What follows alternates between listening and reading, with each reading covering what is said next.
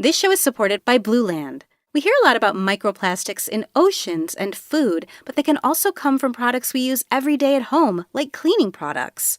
If you're trying to be more mindful about microplastics, check out Blueland. Blueland makes dish soap, laundry detergent, and other household products that are 100% plastic-free. Their formulas are also made without dyes, parabens, or harsh chemicals. Instead of repeatedly buying plastic bottles, you just use tablets, making it an easy way to cut down on waste at home.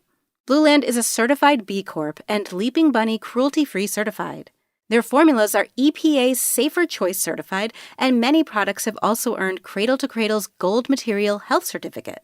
Make the switch today. Get 15% off your first order by going to blueland.com/PRX.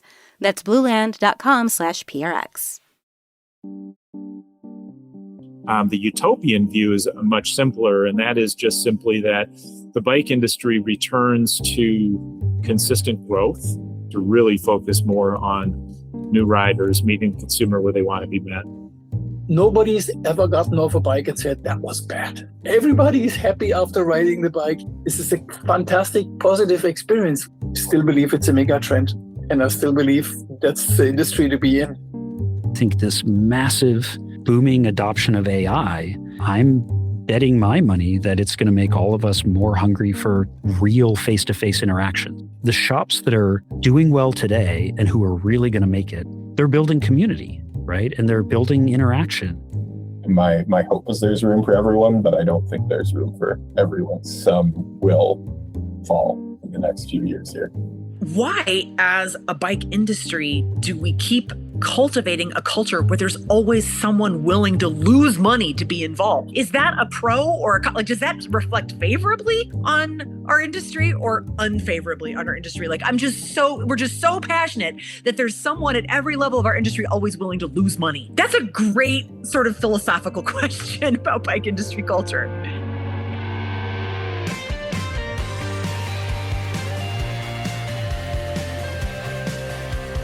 From Escape Collective, this is Overnight Success, the podcast about the entrepreneurs, the personalities, and the passionate people who make up the sport of cycling and the stories behind the icons they've built.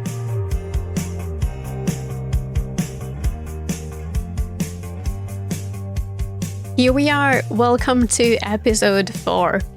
3 episodes in, we've already covered a lot about what the cycling industry is like right now and what it's been through in the last couple of years. Changes have been happening left, right, and centre in retail models, pricing, private equity. And in a previous episode, we talked in length about the rise of the Chinese brands, which is not a new development as such, but it's a disruptive one for the industry that is still just hoping for stability. But all of the previous episodes have been kind of about how we got here and where we are. This episode's different because we also wanted to look forward. So we asked everyone we spoke to across dozens of interviews for this whole series the same questions. What do the next few years actually look like? Can we expect growth, consolidation, or stability, or big changes? And as you might expect, predictions are not easy, especially in the cycling industry, and we heard many different views on what the future holds. But there were some common themes that everyone agreed on as well. Before you get to hear all those answers and future outlooks though, I've got a few quick things to mention. First, this episode is not the last one in this series, but we also want to do a Q&A one. So for that, we want your questions. If you have any questions on the topics that we've covered in these 4 episodes, then simply head over to escapecollective.com/hello. Over there, you can find a drop-down menu. Just pick Overnight Success and you can leave a voice note with a little introduction of yourself, followed by your question. So please do leave us lots and lots of questions and we'll get expert answers for those. Second, this episode is paywalled like the rest of the series, which means that if you're not a member of Escape, you will only be able to listen to a part of the full episode. However, if you want the full thing and access to all of our other member content, you can get 50% off a membership at escapecollective.com/overnight success. But only when the series is running. Last but not least, depending how a few more interviews come together, got a little teaser. There might be a bonus episode dropping in the following few weeks as well. We've been talking to quite a few people from completely different industries who've navigated the same conditions cycling's been dealing with, but they have come out the other side quite differently. Some of them even better off. So that's going to be a good one. But that's enough intro. Now let's get our crystal balls out and look into the future of the cycling industry.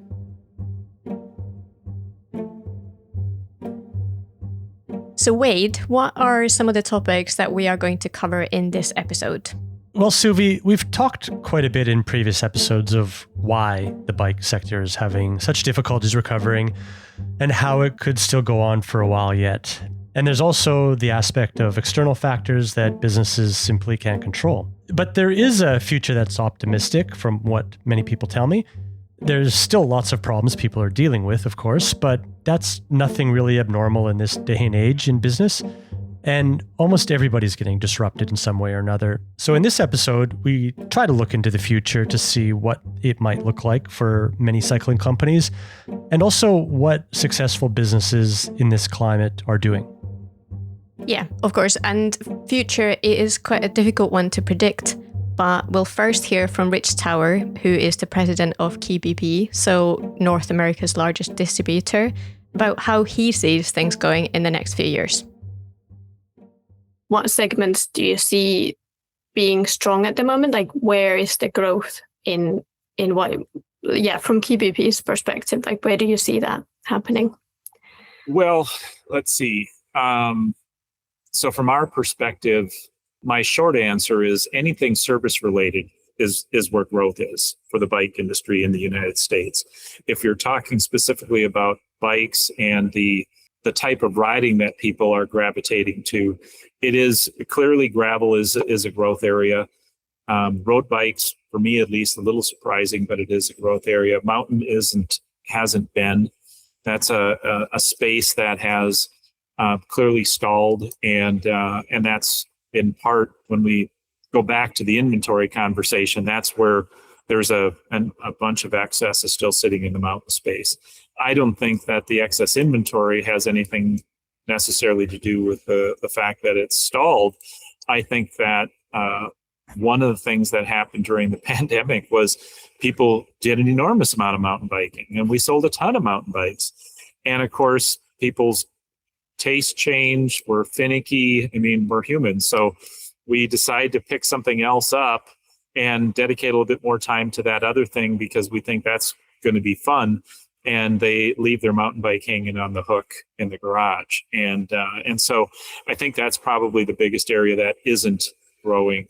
Of course, e-bikes, obviously, and e-mountain is a growth area, but it's certainly not as big of a growth area as it was during the pandemic. It's just it's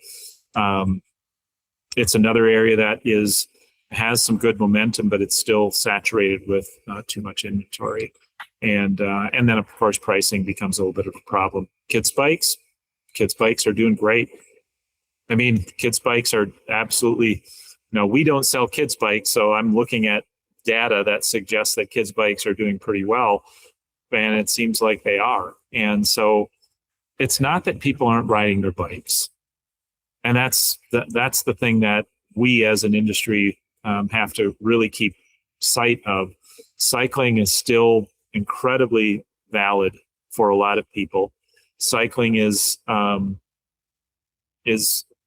these great things going for its health and its reducing congestion and environment, all of those things.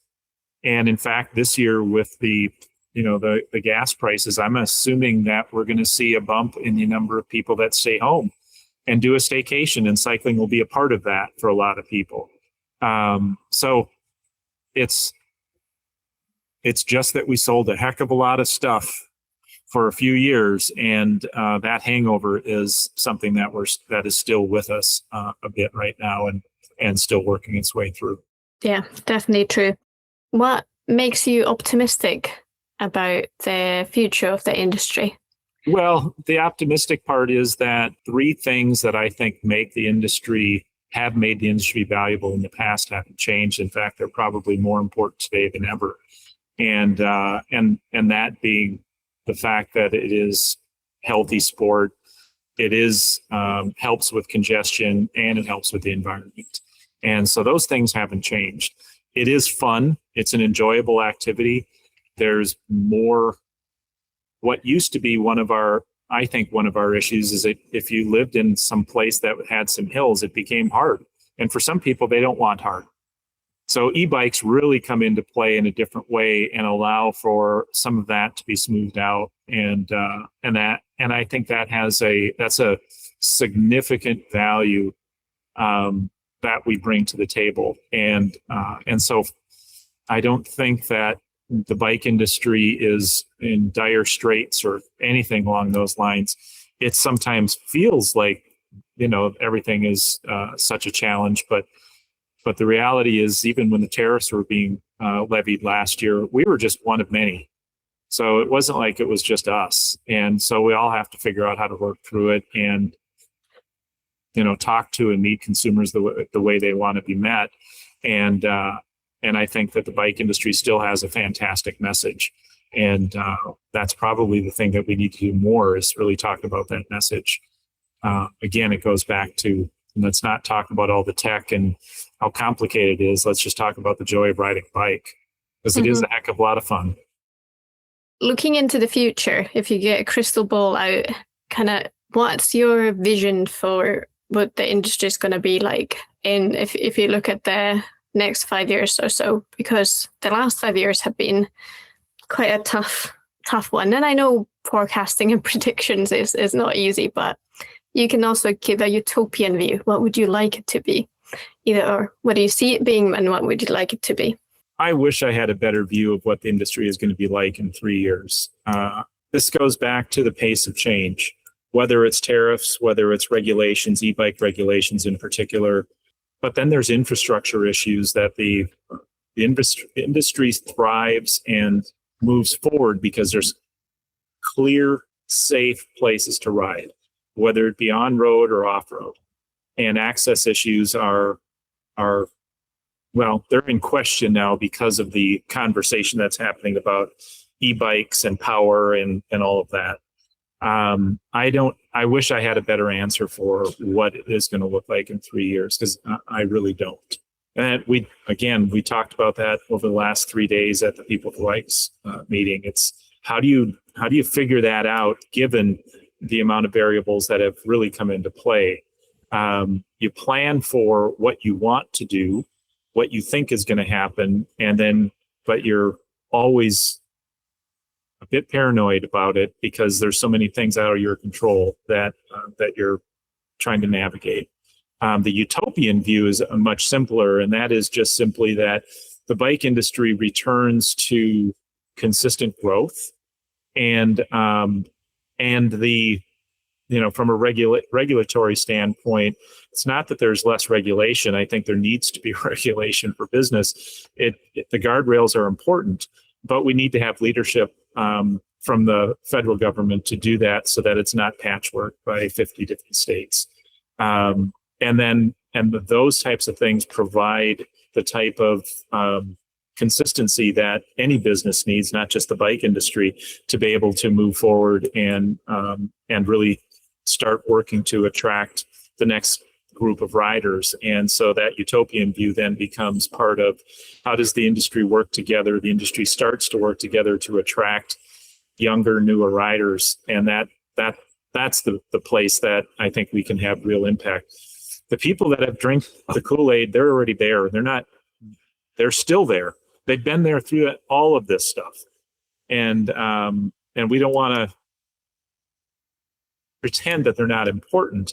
It's just that as an industry, the utopian view is to really focus more on new riders, meeting the consumer where they want to be met, that kind of thing. I go back to the same thing. The bike industry, we have suffered through our demons. And again, it isn't completely over, but it is mostly behind us. Even though there are still companies that are going to go out of business, but that's every industry has, regardless of whether there's problems. That's just going to continue to happen. But the bike industry has such a bright future simply because we can say without a doubt that basis of what we do is good for people. And that, I think, is really the message that I think that the bike industry needs to embrace and recognize. It's easy to recognize all the problems because they're the ones that are right in front of your face. But the bottom line is that we're fortunate that we're in an industry that really is part of this, the answer, the solution to some of the problems or many of the problems that we have. And we get to be a part of that. So we should be dang happy about that. As an industry, we make it more complicated than it needs to be. Most people just simply want to go out and enjoy the ride. But as an industry, we tend to spend a little too much time probably on the technical fast people as opposed to the larger group of people that just want to get out and ride their bike, go get ice cream, whatever they want to do. And that's the group, that's the base that we need to be working towards.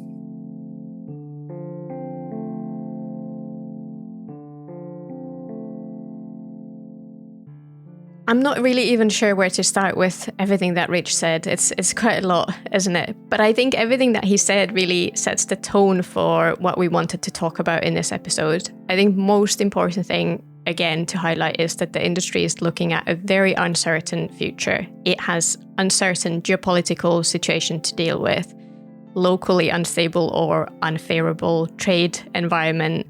There is a very patchy set of regulations, and at the same time, there's a lot of emerging trends and new technologies coming in, like the e-bikes and Chinese brands that we talked about in the last episode. Yeah. And the impact of all of this is really not clear at all.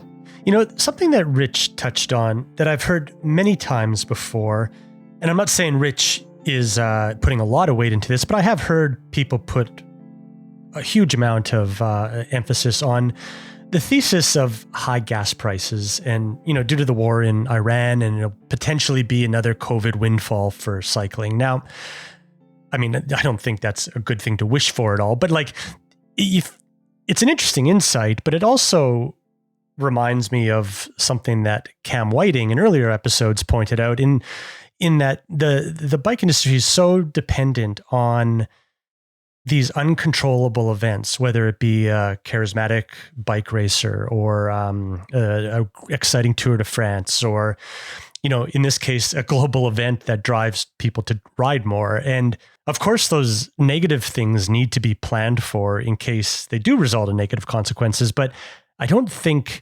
hoping as a strategy for these things to be good for the bike industry is really a good strategy at all. And again, I'm not implying that's what Richard was saying, but it's just come up so many times that it's like, maybe this is going to save us. And gosh, you can't depend on that stuff. And Suvi, this has really made me think about our business, that whole premise around cycling being such an event-driven industry. And, during this Tour de France, for example, it hasn't been an exciting Tour de France, and we see a direct result in our member number signups, and just engagement in general. And like that hurts our business if we were to depend on that. And that's made me think really hard about how should we depend on that? And the answer is absolutely no. We need a baseline of what we can depend on and just treat that as icing on the cake. So it's been one thing I've learned through this series that I actually didn't think too hard about until now. Mm-hmm. Yeah, Wade, and I know that the pressures of running a business and then how it works a lot better than I do. But it's the same message from all the conversations that I've had from people within the industry, that it seems like the ones who fared better are those who are constantly thinking about many scenarios at the same time. You cannot necessarily prepare for them, or you can't plan for them, but they are kind of taking things in their own hands, if that makes sense, just not relying on these external factors to build that success. Yeah. And there's one specific person that I talked to, who's Marcus Ehlenfeld. He's the co-founder of the kids bike brand Boom. And he had, in our previous episode 2, he had a very blunt and critical view of the cycling industry and how it works. And when I asked him about the future, he also had a very strong opinion on how the next few years will look like.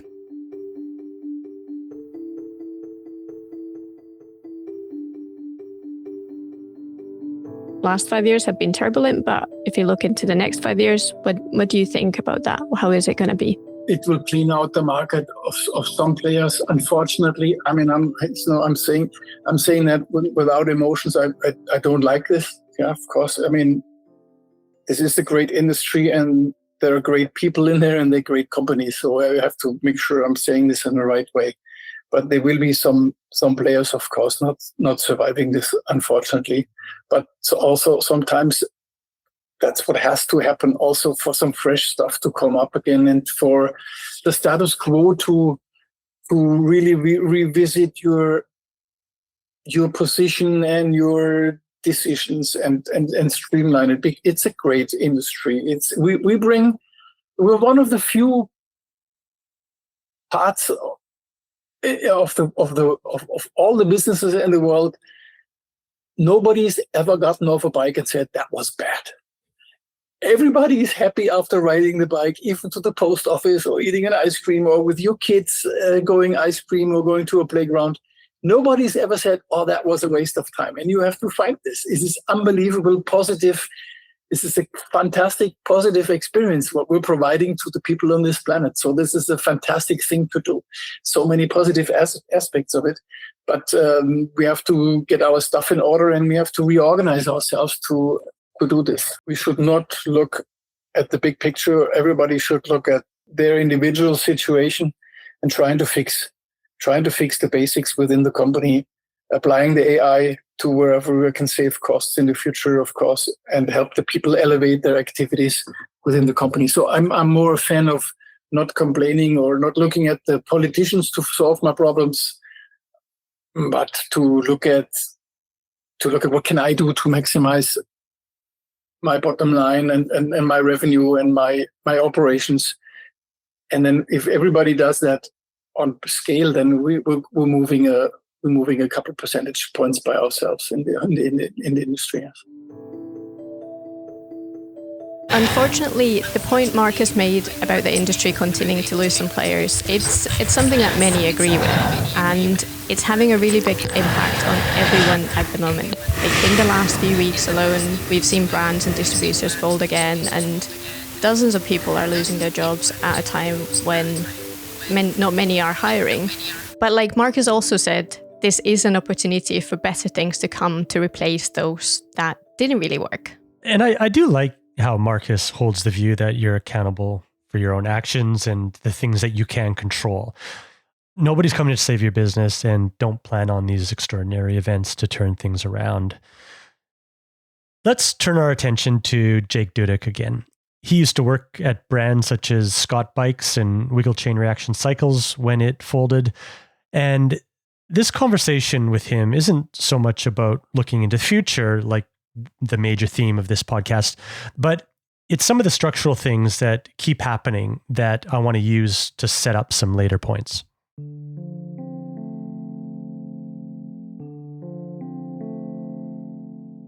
The way it's been described to me, many businesses should have taken the medicine a long time ago, meaning that they should have cleared out old stock long ago at whatever it cost so that they could free up liquidity to do other things with. But many have waited thinking this will clear out, and it hasn't. Meanwhile, they've gone on to exactly what you say, the new product cycles of like developing new stuff. And the people who want that are the people we've always been speaking to, that pool of enthusiasts, and they want that. And like you referred to, like, you know, there's that other stuff there that they don't want. And the market hasn't exactly grown such that there are other people who will buy this, and they basically can't get rid of it. Is that assessment something that I guess resonates with you as being true, or is there maybe nuances to that could be added to it? I think it's true. I think that going back to the over optimism bias piece of it, I don't think that the industry is ever totally honest with itself around like what is the average replacement cycle, you know, for a bike. And we're talking average, like not the N+1 character. We know they buy a bike every year, but there's like 10 of those people.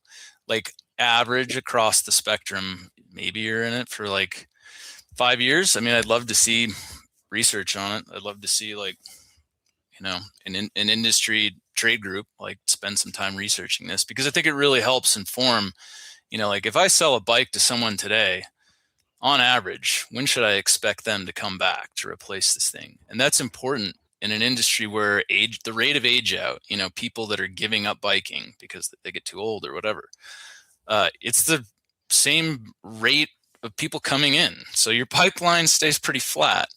And therefore, if most of your demand and your revenue is kind of just like replacement cycle, then understanding the average length of that is actually pretty important. If you go back to like peak COVID, 2022 is probably when like sales are really starting to like hit their peak, and then there's a cliff that falls off. If it's a 5-year replacement cycle, you shouldn't expect things to flow back at you till 2027, right? Mm-hmm. So for brands that aren't honest about that with themselves, that just feeds into kind of the over-optimism bias. Jake makes some points about the market aging in and aging out at approximately the same rate and product cycles not matching that. We'll talk a little bit about the forces at play that contributes to that in a bit, but next I had a really interesting chat with the CEO of apparel brand MAP. His name is Ian Elliott. I've known Ian for a long time, considered him a good friend, and Ian's one of the most thoughtful, intelligent, and humble human beings that I know. And around 6 months ago, he was internally promoted to being the CEO of MAP, and before that, he was head of marketing at Strava. If anyone is doing things differently and actually doing really, really well, one of those businesses is MAP from all accounts. And I'd argue that they're really doing a good job at attracting a younger cohort of people into cycling. And I wanted his take on the market.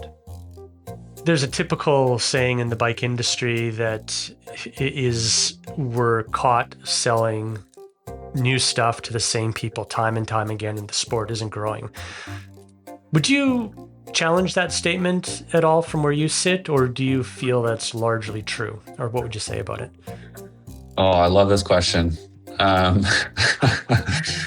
Mostly because I love this question because we tend to be attracted to things that are negative, the negative news cycle, right?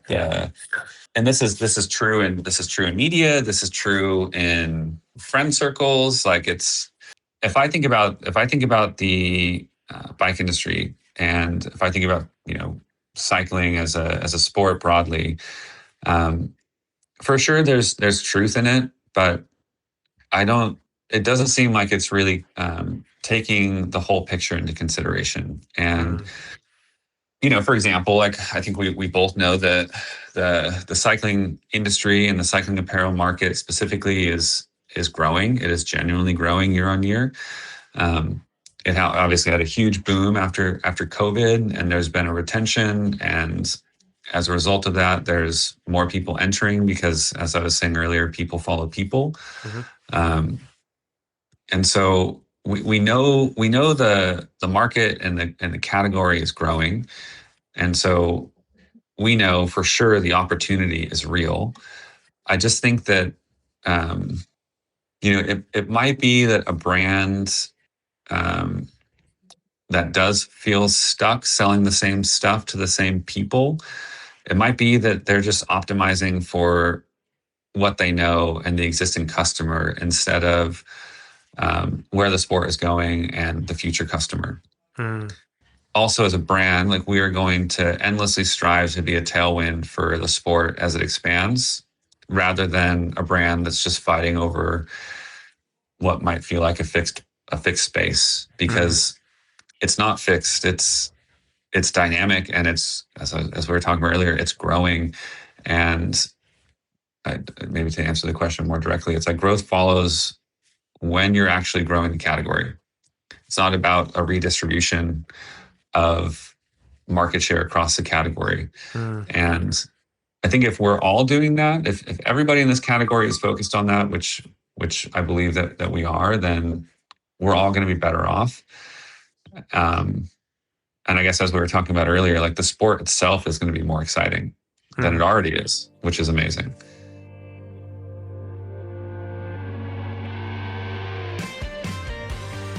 Thanks for listening to this preview of Overnight Success. To hear the full episode, you'll need to be an Escape Collective member. And here's why that matters. We cover cycling and its industry without taking money from it. No ads, no sponsors, no conflicts of interests, no fear or favor. That's only possible because our members make it possible. If listening to this has made you think, this is different, this is exactly why. It's deliberately how we're set up. In return, we try to make membership genuinely worth it. Exclusive content to all our podcasts and our website. A member purchase program with exclusive pro deal pricing that I guarantee can save you far more than the cost of joining. An annual member summit. This year we're going to Japan. A clean, ad-free podcast feed. And a positive and welcoming community that's unlike anything else in cycling or the internet. But more than any of that, it's our member support that lets us tell these stories that no one else can. If you'd like to join us and support our mission of independence and creating a better internet, head to escapecollective.com/overnightsuccess to find out more.